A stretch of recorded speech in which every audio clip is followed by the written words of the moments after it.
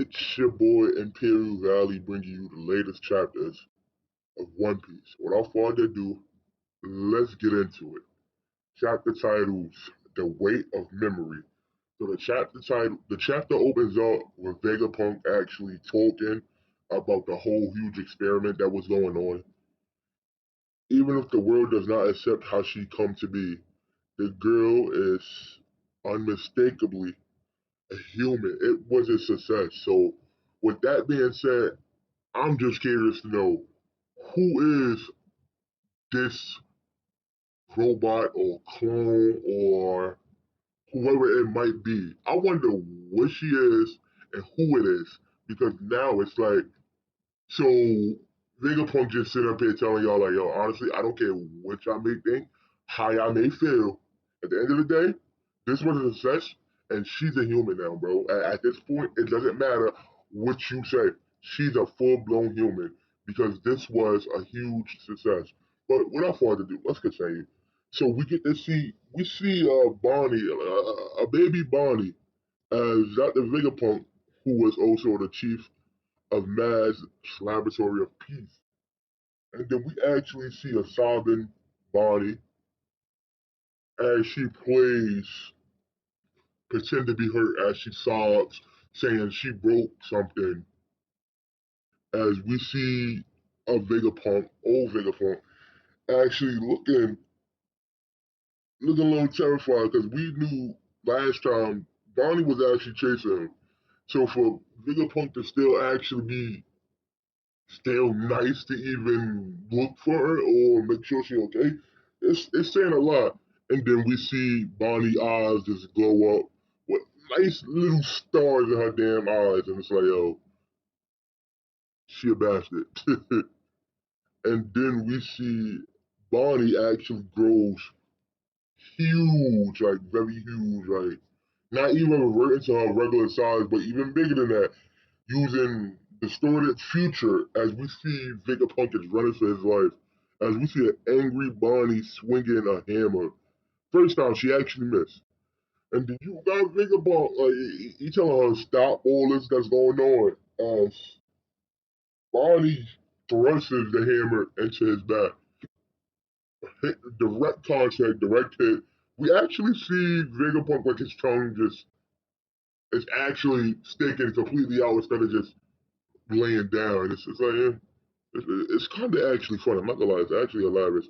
And then we see from his stomach some star-like little concepts just come out of his belly, and then we get to see Vegapunk actually as a baby. And honestly, y'all, he still got his damn tongue out. Like even as a baby, it's like wow, bro. Like you just love your tongue out at this point. I'm guessing.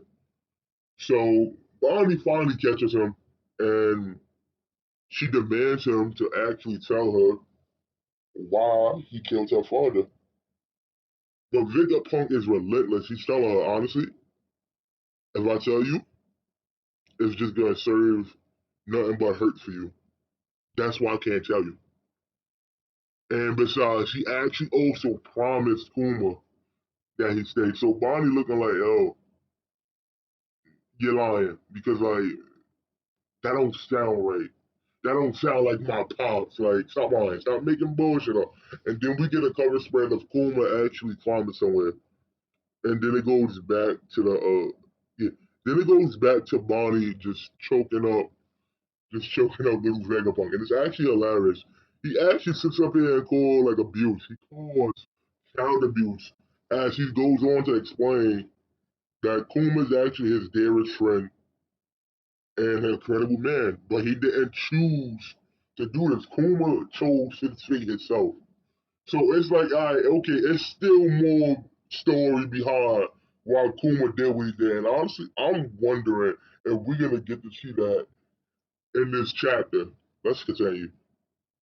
As we see Bonnie actually let him go, and then we see Vegapunk actually look a little astounded, like in shock, like so he's telling Bonnie, wait, like don't you dare go in there, like this have nothing to do with him.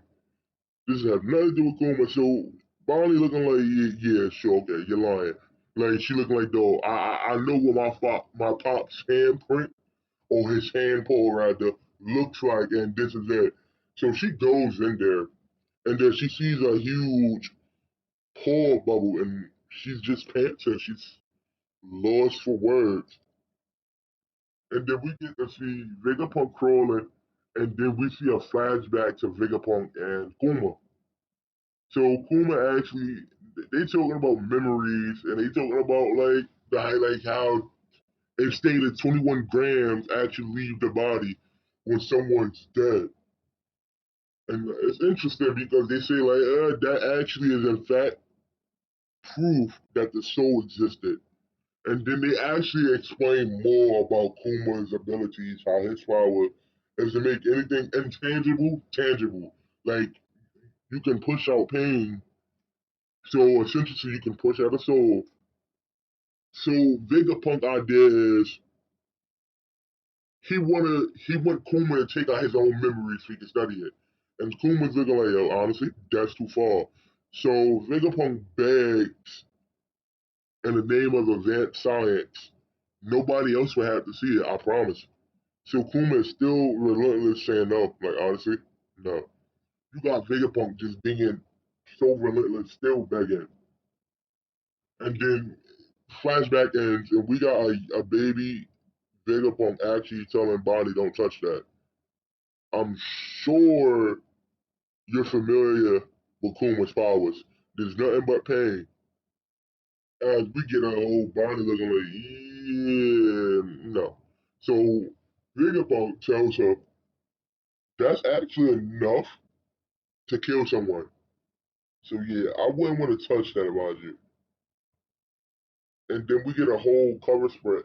Then we get to see inside of his memories, Kuma's memories, as we see the Navy actually saying shoot him down. Don't let him get to marry Guizhwa. So and then you have also while we still in his memories, we have Bonnie also talking like I know my father's abilities very well.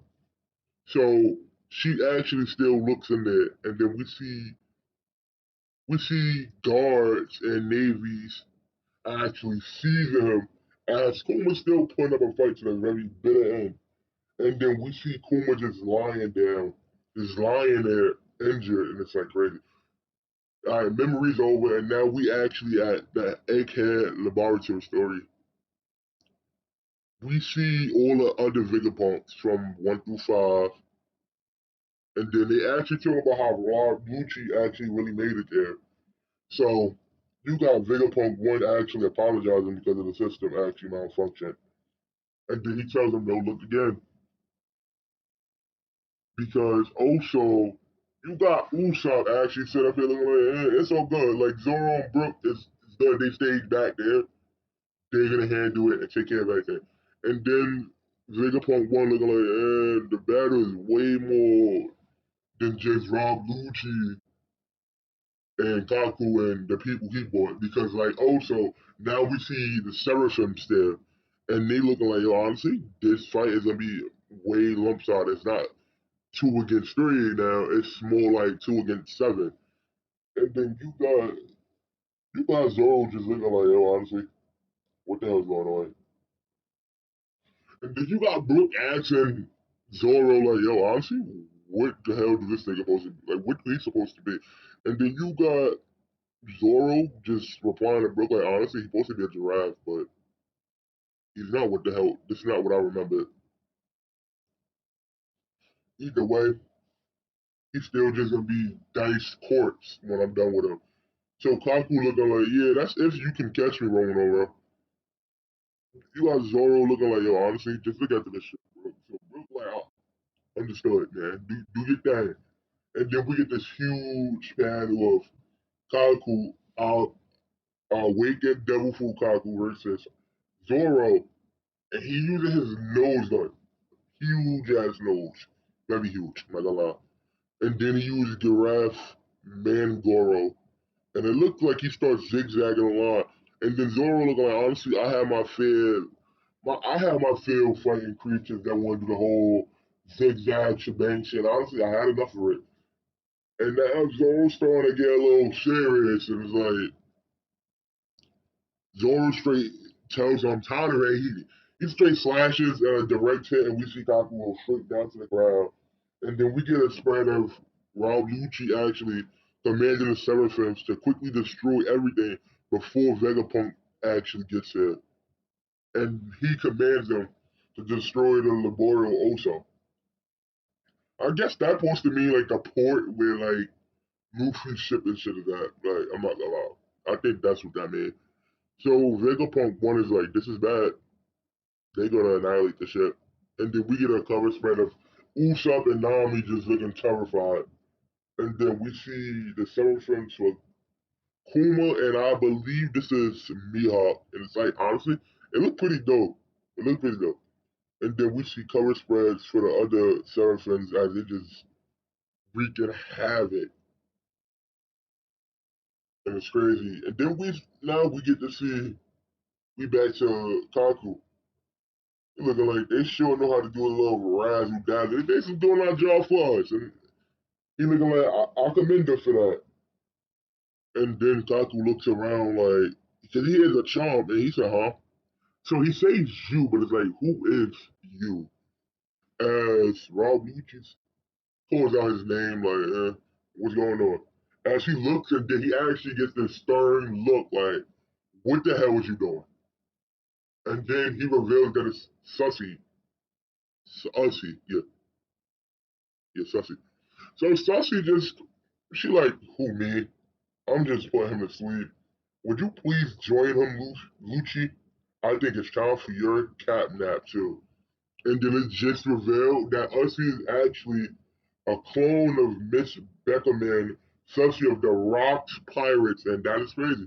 Because everybody know the Rock Pirates way back then before, like during Rogers era, like they was a huge big deal.